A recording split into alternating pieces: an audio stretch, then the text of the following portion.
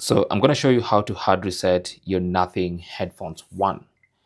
Now, all you have to do is on the right ear cup, locate the Bluetooth button, which is also the pairing button. So this button right here, so it's going to have the Bluetooth icon next to it, and that's why it's called the Bluetooth button. But that's the pairing button.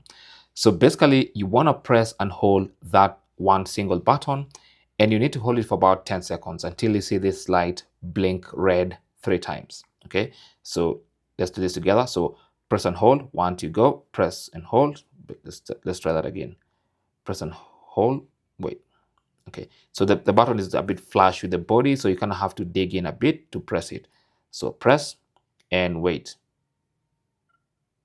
Just ignore what you're saying. Your headphones will go into pairing mode. Just ignore that and continue holding until you see it blinking red. There you go. 1, 2, 3. And that's it. You've now performed a hard reset or a hard factory reset on your Nothing headphones. Thanks for watching and good luck.